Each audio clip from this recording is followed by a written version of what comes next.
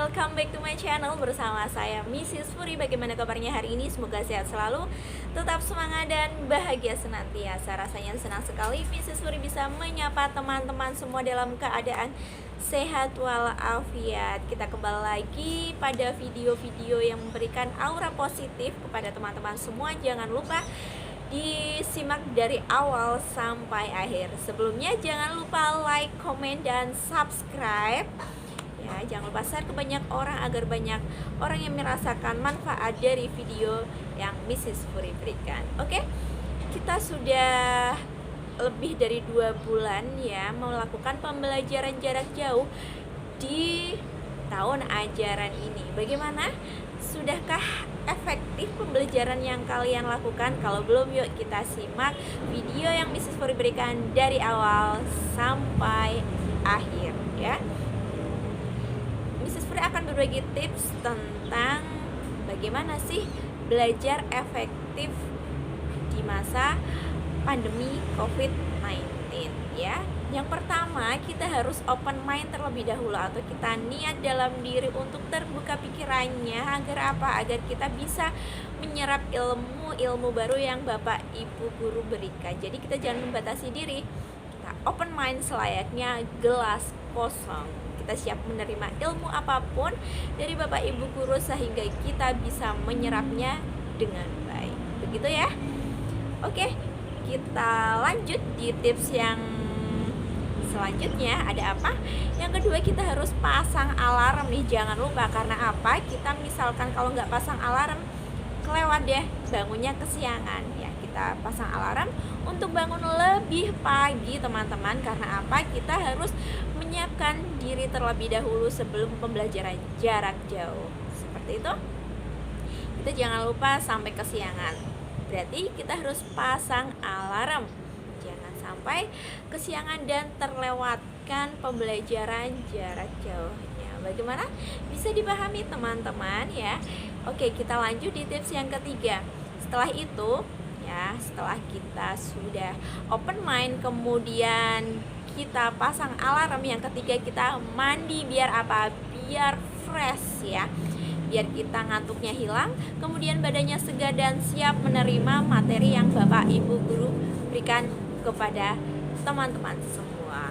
Oke, di tips yang keempat, kita harus sarapan terlebih dahulu. Karena apa? Karena logika juga perlu logistik.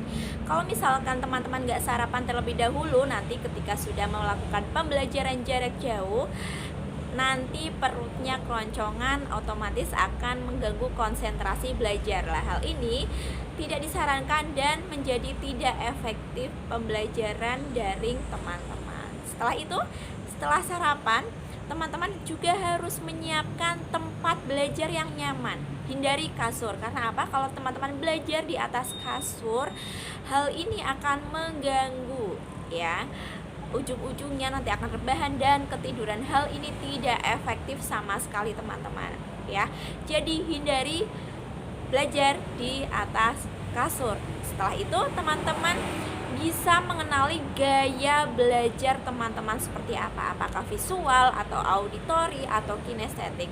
Setelah itu, setelah teman-teman mengenali gaya belajarnya, silahkan dipersiapkan peralatan belajar yang sesuai dengan gaya belajar teman-teman. Agar apa? Agar efektif dan bisa mendukung pembelajaran teman-teman sehingga tercapai pembelajaran yang optimal. Seperti itu teman-teman. Bagaimana? Bisa dipahami ya. Kemudian setelah itu teman-teman bisa menyiapkan kuota ya. Kuotanya harus terpenuhi.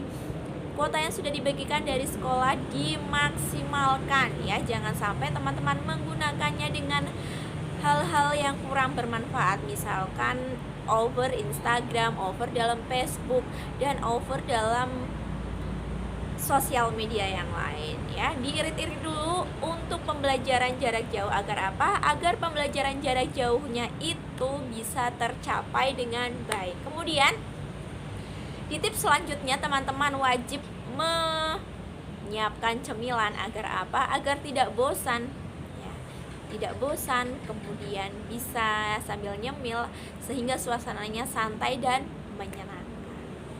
Setelah itu, teman-teman juga bisa memutar musik yang bisa mendukung pembelajaran teman-teman, misalkan musik-musik yang pelan atau musik yang santai, sehingga kita bisa lebih santai dalam melakukan pembelajaran jarak jauh dan otak kita lebih fresh dengan diiringi musik-musik yang santai. Kemudian jauhkan benda-benda yang dapat mengganggu kita saat proses belajar atau mendistraksi, contohnya bermain handphone, kemudian WA-an terus. Lah ini perlu dihindari ya teman-teman. Begitu. Kemudian setelah itu kita membuat yang namanya reminder atau pengingat sebagai pengingat tugas ya. Misalkan tugas apa sih yang hari ini di deadline kan, seperti itu, atau membuat worksheet ya, dan action plan. Kita mau ngapain biar tertata rapi. Kemudian setelah kita membuat reminder, worksheet, kemudian action plan, yang terakhir kita juga harus aktif bertanya teman-teman. Misalkan kita nggak bisa pembelajaran jarak jauhnya, bingung, kita bisa menanyakan kepada teman kita atau bapak ibu guru kita. Videonya cukup sampai di sini dulu, kita ketemu lagi pada video yang berikutnya yang lebih menarik dan lebih up to date. Oke, terima kasih. Wassalamualaikum warahmatullahi wabarakatuh.